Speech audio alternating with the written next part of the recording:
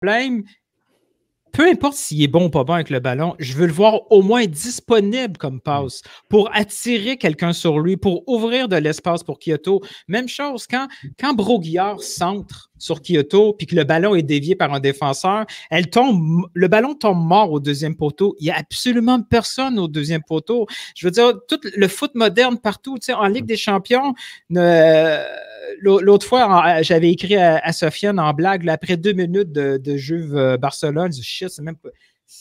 Voir l'impact de Montréal puis voir ce match-là tout de suite après, ces deux sports-là.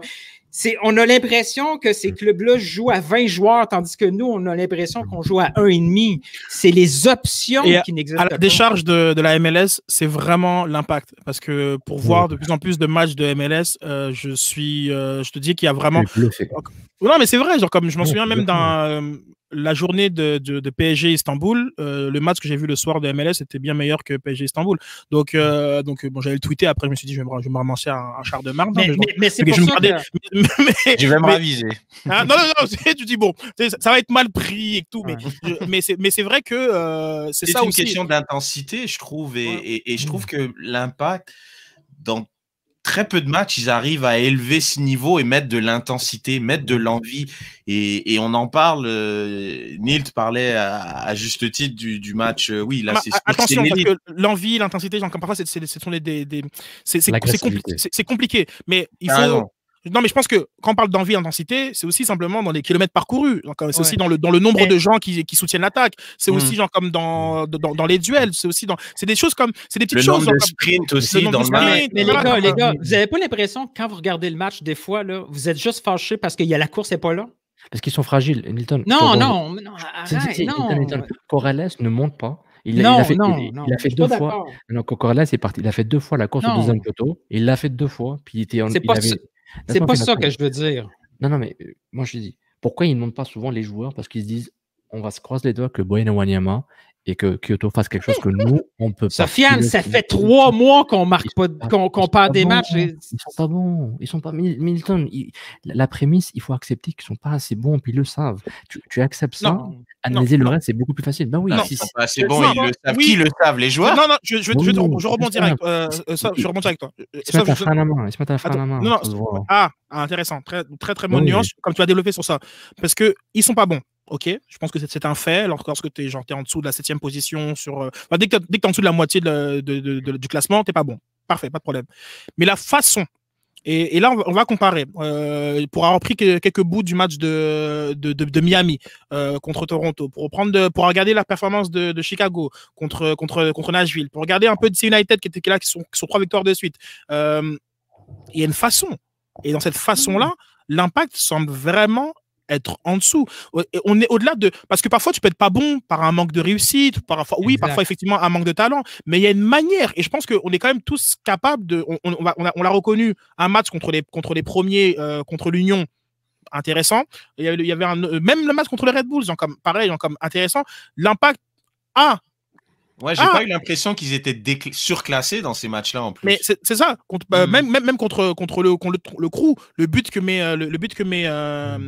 la Palainen sur l'action avec Boyan. Et je reviens à l'action de contre Nashville, de Kyoto et de Boyan. Mais ça là, ou même simplement la frappe que Boyan fait qui est sortie par, j'ai oublié le nom du gardien. Voilà. Mais ils l'ont ça. Je veux dire que genre comme c'est en eux ce genre de choses. Moi je place le curseur ailleurs. C'est pas forcément que un manque de talent, même si effectivement il y a du manque de talent à certaines positions et autres. Mais qu'est-ce qui fait que voilà, mais qu'est-ce qui fait que comme l'écart entre leur potentiel, qui est même si leur potentiel intrinsèquement est faible, mais il y a quand même un écart entre ce qu'ils montrent et ce qu'ils sont capables de faire. Est-ce qu'on est d'accord avec ça? Oui, mais parce qu'il y a un déséquilibre. Parce que Kyoto, Boyan, on voit la chimie, ça marche bien. C'est des joueurs qui savent jouer le ballon, ils savent comment se retrouver. Mais quand derrière toi, tu as Wanyama, Piet, Maciel, qu'est-ce que tu veux faire si tu n'as pas le ballon? Si tu n'es pas capable de récupérer le ballon, ils peuvent rien faire. Ok. Taider, on l'aime ou on l'aime pas. Taider, il avait un instant offensif qu'aucun de ces 3 n'avait. Donc, ça a quand même pris 55 minutes avant qu'on en parle, c'est bon. Non, mais c'est ça. Mais juste pour dire, c'est qu'on l'aime ou l'aime pas, il avait un aspect offensif en MLS qu'il n'a jamais eu avant. Mais moi, ce que je veux dire, là, c'est autant on passe 25 minutes à dire que les joueurs sont mal positionnés pour prendre un but, On pourrait faire le même exercice Oui, pour merci. pourquoi les joueurs sont mal Marquer, positionnés pour produire de l'attaque. On pourrait prendre plein de séquences et dire Raita là, il aurait dû être là. Lui est plus proche. Lui, il y a plein. Ça, c'est pas du talent. C'est pas être bon ou pas bon. Un gars, tu peux prendre un jeune de 12 ans puis lui dire quand le ballon attaque à gauche, tu dois être là. Après, si tu rates ta passe, tu rates ton tir, ils sont pas bons, juste ou bad. C'est ça que je déplore, c'est ça que je comprends pas. C'est ce que je dis. Regarde, Bojan, est-ce que tu as l'impression que Bojan, il est affecté par le fait que l'équipe joue bas ou joue haut? Lui, il fait la même chose, il se débarrasse de 2-3 joueurs. Oui et non, il joue au foot tout seul. Genre, c'est comme si les autres ne savent pas jouer au foot. C'est ce qu'il fait. Ça devient pénible à un moment. Mais c'est ce qu'il fait. Et toutes ses actions, c'est individuel. Puis il fait tout seul. Il faut arrêter de faire semblant. Et maintenant, est-ce que vous avez l'impression que le milieu Wanyama, Marcel, Piet peut faire quelque chose, créer quelque chose? Sur papier, oui. Non, arrête sur papier, arrête. Il n'y a pas de papier là, il faut arrêter.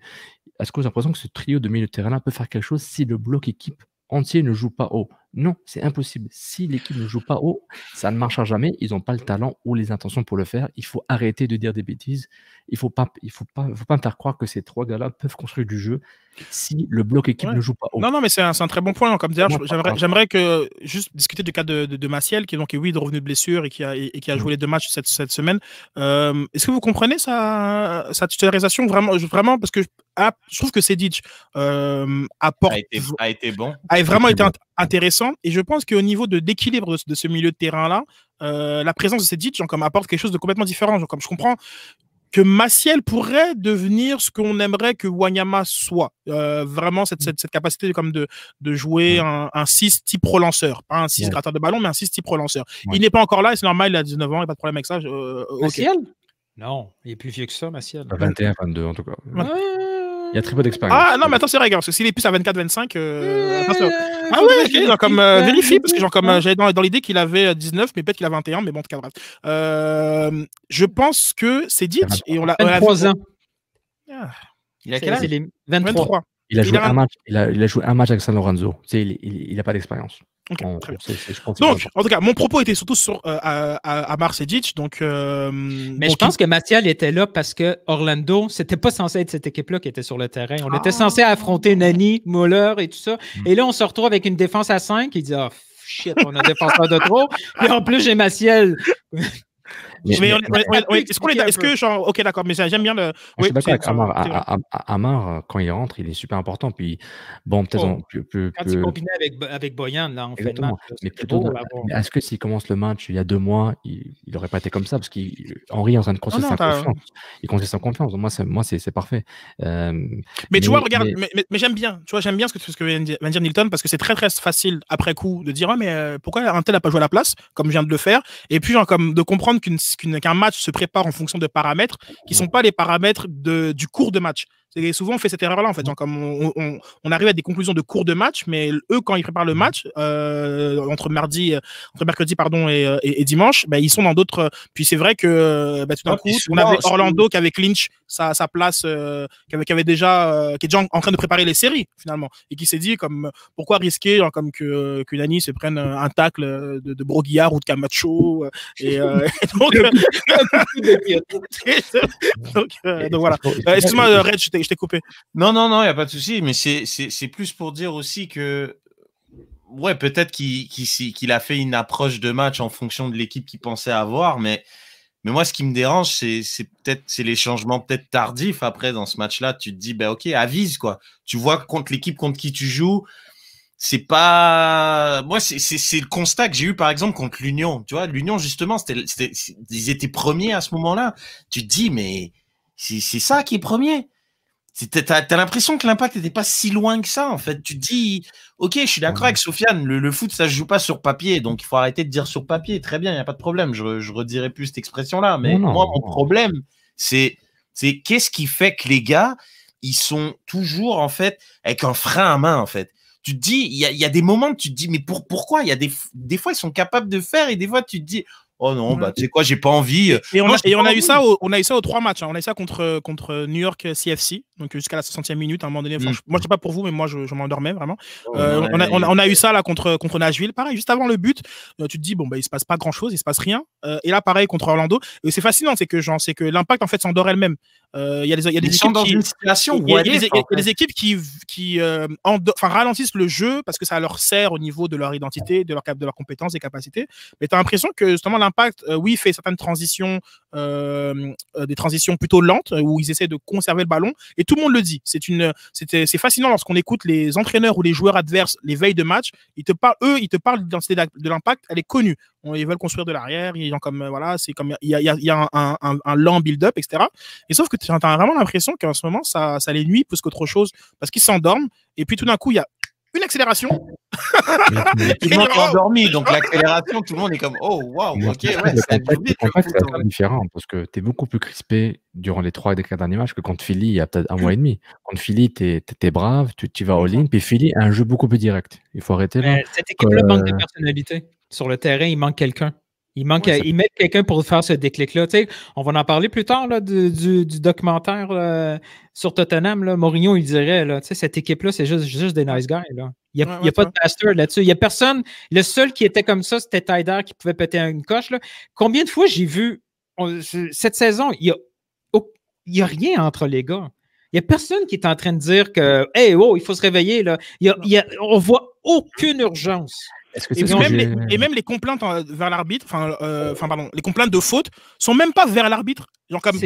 Comme Wanyama quand il se plaint de la faute de Raitala sur le but de Nashville. Il a dos tourné, puis genre tout seul en fait. Franchement, moi, je les trouve résignés. Il n'y a pas cette agressivité. Normalement, tu rentres dans la phase de l'arbitre et genre même quand le but refusé de Kyoto sur un hors-jeu qu'on sait pas trop, il y a pas cette c'est comme je sais pas. Donc ils sont crispés puis ils sont gelés puis ils sont gelés genre gelés frozen là, pas l'autre gelé là et c'est pas l'autre gelé. C'est gelé on dit. L'autre on dit c'est gelé. Pas l'autre gelé. 2 secondes pour chercher l'autre. L'autre gelé. Ils sont congelés, ils sont pas congelés là. Donc, mais c'est plus pour dire, c'était un peu mon point que je voulais dire Nilton avant que tu te nerves sur moi là quand je disais que Corrales il met le frein à main et les autres. Waouh, quel clip magnifique que tu viens de voir. Si tu veux voir l'épisode en complet en primeur avant tout le monde, clique sur le lien Patreon plus bas. Mais si tu l'as pas vu, c'est un secret, c'est patreon.com/Kung Fu Club.